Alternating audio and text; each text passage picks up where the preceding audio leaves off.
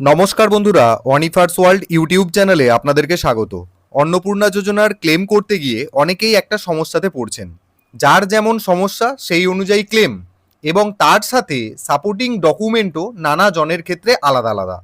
সমস্যা এটাই, একসাথে অনেকগুলো ডকুমেন্ট একসাথে নিয়ে 200 KB সাইজের মধ্যে আপলোড করতে হয়, এবং সেটাও আপনি চাইলে পিডিএফ করে নিতে পারেন।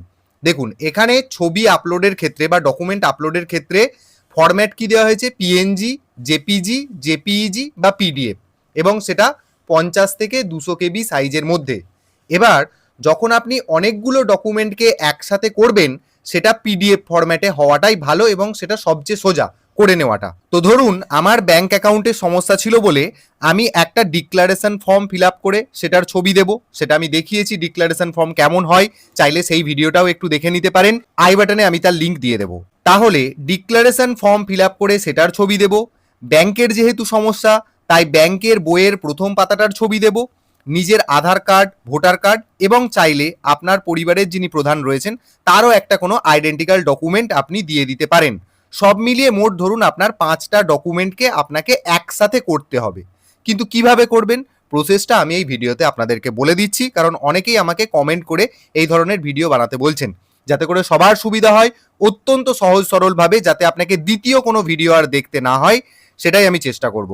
তো এর জন্য সবার প্রথম আপনারা কি করবেন, প্রত্যেকটা ডকুমেন্টের আগে মোবাইল থেকে ছবি তুলে নেবেন।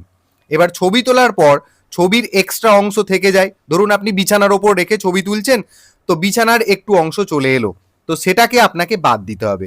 মানে প্রত্যেকটা ডকুমেন্ট আপনি ছবি তুলবেন এবং সেটাকে ক্রপ করে নির্দিষ্ট সাইজ করে নেবেন, যেমন পার্টিকুলারলি শুধু ডকুমেন্টটাকেই দেখা যায়। এইভাবে প্রত্যেকটা ছবি তুলে নিয়ে আপনি সেগুলোকে আপনার গ্যালারিতে সেভ করে রাখুন। তারপর আপনাকে কি করতে হবে আমি স্টেপটা দেখাচ্ছি। এরপর আপনারা সরাসরি চলে আসবেন PI7 ইমেজ টুল। এই যে পোর্টালটা আমি ওপেন করেছি, এই পোর্টালে আপনাদেরকে চলে আসতে হবে। এই পোর্টাল থেকে প্রত্যেকটা ছবিকে একসাথে নিয়ে সেগুলোকে পিডিএফ করা এবং তারপরে সেগুলোকে 200 KB সাইজের মধ্যে বানিয়ে নেওয়া খুবই সোজা। তো সেই কারণে আমি এই টুলটাকে রেকমেন্ড করি। তো এখানে আসার জন্য যে লিঙ্কটা ব্যবহার করা হয়েছে সেটা আমি ভিডিওর ডেসক্রিপশন বক্সে দিয়ে দেবো। সেই লিঙ্কে ক্লিক করে আপনারা সরাসরি এই রকম জায়গাটাতে চলে আসবেন। লেখা থাকবে convert JPEG two PDF under 200 KB, এরকম কথাটা আপনার লেখা থাকবে।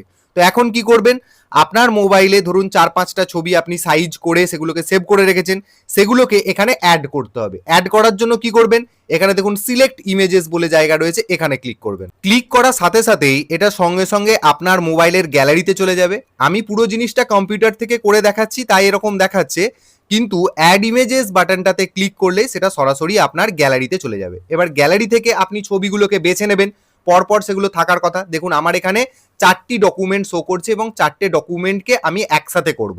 তো আপনি কি করবেন, আপনার মোবাইলে বা গ্যালারিতে প্রত্যেকটা ছবির ওপর ক্লিক করবেন, তাহলেই দেখবেন প্রত্যেকটা ছবি একসাথে সিলেক্ট হয়ে গেছে। তো আমি সমস্ত ছবিগুলোকে এখানে সিলেক্ট করে নিচ্ছি। করে নেওয়ার পরই দেখবেন যতগুলো ছবি আপনি সিলেক্ট করলেন 1 2 3 4 করে এখানে এসে গেছে। তাহলে আপনি দেখে মিলিয়ে নিতে পারবেন যে একসাথে কতগুলো ছবি আপনি এখানে পিডিএফ বানাচ্ছেন এবং 200 KBর মধ্যে বানাচ্ছেন। সমস্ত ছবিগুলো দেখে একবার মিলিয়ে নেবেন। নেওয়ার পর এখানে নিচের দিকে চলে আসবেন, দেখুন এখানে লেখা আছে পিডিএফ সাইজ 200 KB। অন্নপূর্ণা যোজনার এই ডকুমেন্ট আপলোডের জায়গাটা এখানেও কিন্তু লেখা আছে, দেখুন 50 থেকে 200 KB। 200 KBর বাইরে কিন্তু একদমই হওয়া যাবে না। তাহলে এখানে এই যে পিডিএফ সাইজ, এটা 200 KB, এটা এখানে এরকমই থাকতে দেবেন। যদি মনে হয় কখনো কখনো হয়ে যায় যে ছবিগুলোকে একসাথে নিয়ে পিডিএফ আকারে বানাতে গেলে 200 KBর থেকে ধরুন একটু বেশি হয়ে যায়, তাহলে এই জায়গাটাতে আপনারা একটু কমিয়ে দেবেন। 200, এই যে কথাটা লেখা আছে এখানে কারসারটা রাখবেন, এখানে ধরুন আপনি করে দিলেন 198, লিখে দিলেন 198 KB। এটা যদি দিয়ে দেন তাহলে কখনোই 200 KBর ওপরে দাঁড়াবে না। তাহলে 198 আমি লিখে দিলাম, আপনার প্রয়োজন মতো আপনি করে নেবেন। খুব বেশি ছোট করবেন না, তাতে ছবিগুলো কিন্তু অস্পষ্ট এসে যাবে। তো 200 KB থাকার কথা, সেটাকে আমি একটুখানি কমিয়ে, যাতে সাইজটা ফাইনালি বেড়ে না যায়, সেই জন্য 198 কথাটা লিখলাম। লেখার পর সিম্পলি এখানে এই যে কনভার্ট টু পিডিএফ এখানে ক্লিক করবেন। তাহলেই দেখবেন ছবিগুলো প্রসেসিং হতে থাকবে। জাস্ট 2-3 সেকেন্ড সময় আপনি দেবেন। আপনি টোটাল 4টে পেজ দিয়েছিলেন, সেই সমস্ত কিছুগুলোকে এরা রিসাইজ করে দেখুন এখানে কত সাইজের মধ্যে নিয়ে চলে এসেছে, 197 KB। অতএব 200 KBর থেকে কম, তাই এটাকে আপনার আপলোড করতে কিন্তু কোনো সমস্যা হবে না। এরপর আপনি কি করবেন, এই যে এখানে ডাউনলোড পিডিএফ বলে যে বাটনটা দেখতে পাচ্ছেন, এখানে ক্লিক করে দেবেন। তাহলেই এই ডকুমেন্টটা অর্থাৎ আপনার 4টে ডকুমেন্ট প্রত্যেকটা যেগুলো জেপিইজি বা জেপিজি ছিল সেগুলো সবকটাই পিডিএফ এ পরিণত হলো এবং একটা ফাইলের মধ্যে হয়ে গেল এবং 200 কেবি সাইজের মধ্যে হয়ে গেল। এই যে ডান দিকে আপনি দেখতে পেয়ে যাচ্ছেন, এটা আপনার মোবাইলের যে ফাইল রয়েছে সেখানে স্টোর হয়ে যাবে। এরপর আপনি কি করবেন, সরাসরি আবার অন্নপূর্ণা যোজনার পোর্টালে চলে আসবেন। এখানে এসে এই যে আপলোড ফাইল বাটনটা রয়েছে, আপলোড ফাইল, এখানেতে আপনি ক্লিক করবেন। তাহলে সঙ্গে সঙ্গেই দেখবেন আপনার মোবাইলের যে ফাইল বা ফোল্ডার রয়েছে সেখানে চলে যাবে। সেখান থেকে আপনি নির্দিষ্ট ফাইলটাকে, যেটাকে আপনি কম্প্রেস করলেন 200 কেবির মধ্যে, সেটাকে সিলেক্ট করবেন। এই যে আমি এখানে ক্লিক করলাম, দেখুন সিলেক্ট হয়ে গেল। দেখুন এখানে ডকুমেন্টটা আপলোড হতে শুরু করে দিয়েছে, সঙ্গে সঙ্গেই কিন্তু আপলোড হয়ে যাবে এবং দেখিয়ে দেবে ডকুমেন্ট আপলোডেড সাকসেসফুলি। এটা দেখিয়ে দেওয়া মানে আপনি জানবেন যে আপনার ডকুমেন্ট একদম ঠিকঠাক সাইজের রয়েছে। এখানে আপনার ফাইল নেমটা শো করবে, ব্যাস। এরপর আপনি কি করবেন, ফাইনালি এই যে সাবমিট ক্লেম বাটন রয়েছে এখানে ক্লিক করে দেবেন, তাহলে আপনার ডকুমেন্টটা আপলোড সাকসেসফুলি হয়ে গেল। আশা করছি এই ভিডিও দেখলে আপনাদের আর অন্য কারো ভিডিও দেখার কোনো প্রয়োজন পড়বে না। এক বা একাধিক, তাতে 5টা 10টা যতগুলোই ডকুমেন্ট হোক না কেন, ঠিক একই পদ্ধতিতে আপনারা কিন্তু ডকুমেন্টগুলোকে পিডিএফ এবং তার সাথে 200 কেবি সাইজের বানিয়ে নিতে পারবেন।